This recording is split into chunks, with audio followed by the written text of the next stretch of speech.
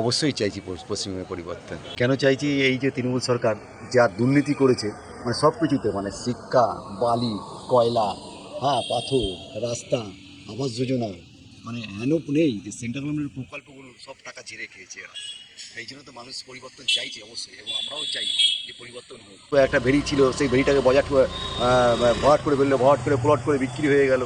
হ্যাঁ, রাস্তাগুলো কী অবস্থা! একটা 50 ফুটের রাস্তা ছিল, সেই রাস্তাকে ছোট্ট রাস্তা করে দিল। একদিকে 50 ফুট আর একদিকে এসে দাঁড়ালো 12 ফুট লাগালো। একটা 16 ফুটের খাল ছিল, সেই খালটা এখন দাঁড়িয়েছে 3 ফুটে, সে খালটা দাঁড়িয়েছে 11 নম্বর ওয়ার্ডে। জল পাস হয় না, নিকাশি ব্যবস্থা হলে 15 নম্বর ওয়ার্ডে ভেসে যায়। হ্যাঁ, একটা গলিতে জল দাঁড়িয়ে যায়। এই সরকারটা কবে যে আমরা মুক্তি পাবো সেই আশা এখনো বসে আছি আমরা। না, বেকারতে ভাতা কী হবে? ভাতা দিয়ে কি আর সংসার চলে? ভাতা তো উপলক্ষ মানুষ ওই আসবে, সিগারেট বিড়ি খাবে, চলে যাবে। আমাদের যে চাকরি চাই, স্থায়ী চাকরি চাই। খালি ভাতা আর ইয়ে দিয়েই চালিয়ে যাচ্ছে। আর ওই কিছু দুধের গাইলদের পুষছে, দুধের গাইলকে পুষে নিয়ে কীভাবে হিন্দুদেরকে জব্দ করা যায় সেই প্রচেষ্টা তার আছে। সবথেকে আগে নিরাপত্তা। লক্ষ্মীর ভাণ্ডার দিয়ে কী হবে? লক্ষ্মীর ভাণ্ডার দিয়ে কি সংসার চলে?